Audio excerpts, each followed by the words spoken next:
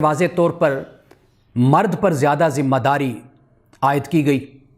سورۃ النساء کی آیت نمبر 134 میں اللہ پاک نے یہ فرمایا الرجال قوامون علی النساء کہ مردوں کو عورتوں پر قوام بنایا گیا۔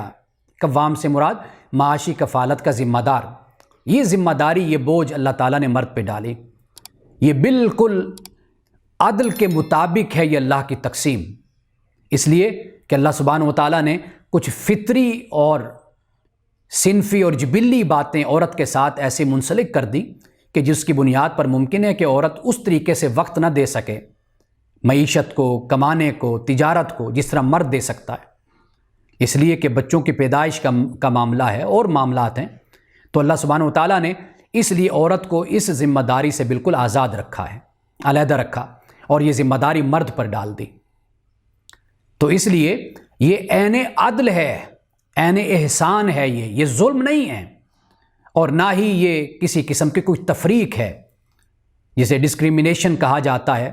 یہ وہ نہیں ہے، کوئی تفریق نہیں ہے، بلکہ یہ بالکل عدل اور انصاف کے مطابق ہے کہ اللہ سبحانہ و تعالیٰ نے مرد پر اس ذمہ داری کو ڈالا کہ فرمایا الرجال قوامون علی النساء کہ مرد عورتوں کی کفالت کے، معاشی کفالت کے ذمہ دار ہیں۔ کل قیامت کے دن اللہ سبحانہ و تعالیٰ مردوں سے پوچھے گا کہ کیا تم نے اپنی اس ذمہ داری کو ادا کیا تھا یا نہیں کیا تھا؟ کیا یہ بہتر نہیں ہوتا کہ بوجھ کم ہوتا چلا جائے؟ انسان اللہ کی بارگاہ میں سرخرو ہو جاتا ہے۔ ہم کیوں اپنے اوپر زیادہ بوجھ ڈالنے کا سوچتے ہیں؟ ہم یہ کیوں خیال کرتے ہیں کہ اگر مرد کو یہ ذمہ داری دی گئی تو عورت کہے جی یہ میں نے بھی ذمہ داری لینی ہے؟ کیا اچھا نہیں ہے کہ ذمہ داریاں جتنی بھی کم ہوں اور اللہ سبحانہ و تعالیٰ کی بارگاہ میں انسان اتنا آسانی سے جواب دے پائے گا؟ ایک بزرگوں کے بارے میں آتا ہے نا کہ انہوں نے، کسی نے کہا کہ جی عذاب زیادہ اور کم کیسے ہوتا ہے، حساب و کتاب کم اور زیادہ کیسے ہوتا ہے؟ انہوں نے ایک شخص کو گرم جگہ پر کھڑا کیا اور اسے کہا کہ تم 10 روپے کا جواب دو۔ وہ 10 روپے کا حساب دینے لگا تو وہ جلدی اس سے پہلے کہ اس کے پاؤں زیادہ جلتے وہ نیچے اتر آیا۔ ایک دوسرے شخص کو کھڑا کیا جس سے 100 روپے کا مثلاً حساب لیا۔ اب واضح بات ہے کہ 100 روپے کا حساب دینا اس کے لیے مشکل تھا، وقت زیادہ لگا، اس کے پاؤں زیادہ جلے۔ اس طرح جس شخص کے پاس زیادہ بوجھ تھا، زیادہ ذمہ داریاں تھیں، وہ زیادہ اس نے تکلیف محسوس کی۔ تو اسی طرح اگر عورت پر کم ذمہ داریاں عائد ہوتی یا کسی حوالے سے مرد پر کم ذمہ داریاں عائد ہوتی ہیں، ضرور ہم نے اپنے اوپر زیادہ ذمہ داریوں کو ڈالنا ہے۔ اسی طرح آپ دیکھیے اللہ سبحانہ و تعالیٰ نے جب شادی کی بات کی، یعنی ایک نکاح، یعنی ایک بیوی، قرآن پاک اس کو بیان کرتا ہے۔ صرف ایک مقام ہے جہاں پر اللہ پاک نے سورۃ النساء میں جہاں پہ فرمایا کہ فَانكِحُوا مَا طَابَ لَكُم مِّنَ النِّسَاءِ مَثْنَىٰ وَثُلَاثَ وَرُبَاع کہ تم نکاح کرو جو تمہیں عورتوں سے پسند ہو، عورتوں میں سے 2 3 4 صرف یہ ایک مقام ہے۔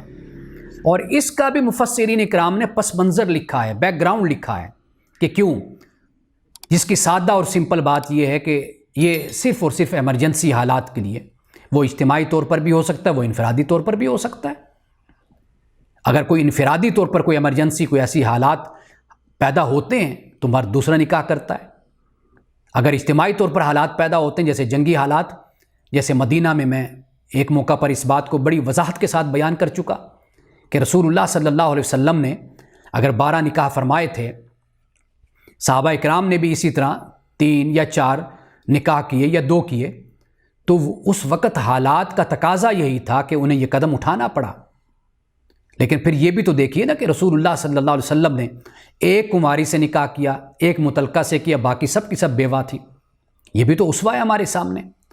تو اگر مرد دوسری شادی نکاح کرتا ہے یا تیسری یا چوتھی، واضح بات ہے کہ یہ ذمہ داری کا کام ہے۔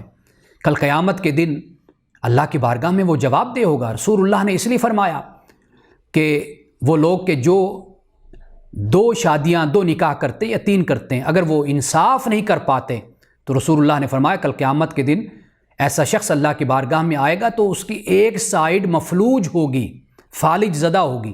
وہ اس بات کی علامت ہوگی کہ یہ اپنی بیویوں کے حقوق ادا نہیں کرتا تھا۔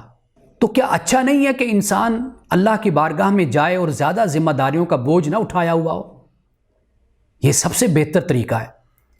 یہ اس وقت ہماری سوچ پیدا ہوگی کہ جب ہم پختہ ایمان آخرت پر لائیں گے، جب ہم اس بات کا تصور کریں گے کہ یہ ہماری زندگی عارضی ہے، ہم نے اس کے بعد اللہ کی بارگاہ میں حاضر ہونا ہے اور اپنے اعمال کا جواب دینا ہے۔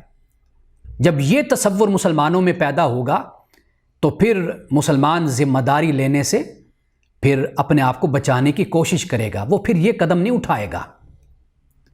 یہ اسی طرح ہے کہ آپ یہ دیکھیے کہ ہم اپنے اسلاف میں، خلفاء میں یہ دیکھتے ہیں کہ وہ خلافت سے، حکومت اور اقتدار سے دور رہنے کی کوشش کرتے تھے کہ یہ ذمہ داری مجھے نہ دی جائے۔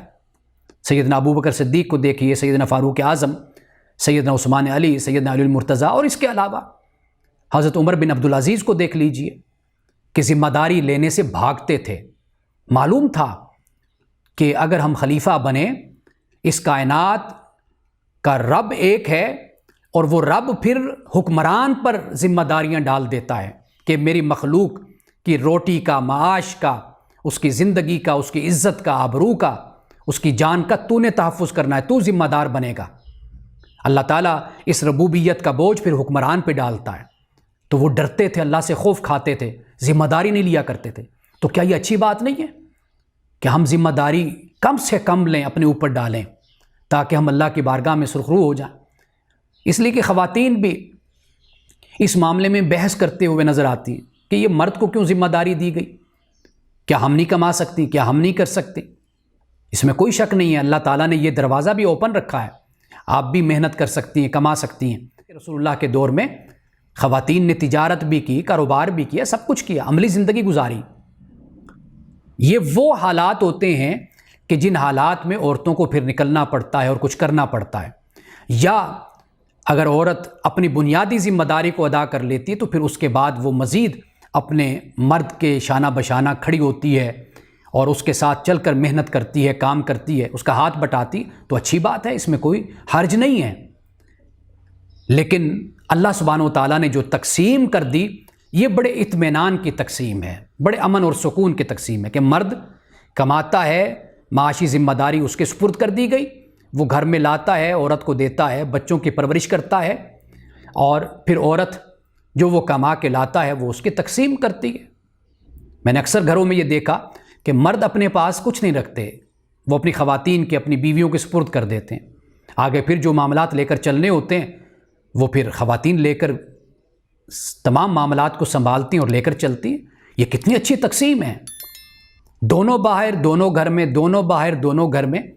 تو اس طرح گھر کا نظام، یہ خاندان، یہ پھر ہم دیکھتے ہیں کہ یہ بکھر جاتا ہے۔ اگر تقسیم کر لی جائیں ذمہ داریاں، رسپانسبلٹیز، یہ بڑا اچھا طریقہ ہوتا ہے۔ اس طرح انسان سکھی رہتا ہے اور اطمینان سے اس کی زندگی گھر کے باہر بھی گزرتی ہے اور گھر میں بھی گزرتی ہے۔ لیکن یہ بات یاد رکھیے کہ اسلام نے کوئی پابندی نہیں لگائی، لیکن ایک فطری تقسیم ہم کو بتا دی کہ یہ فطری تقسیم ہے۔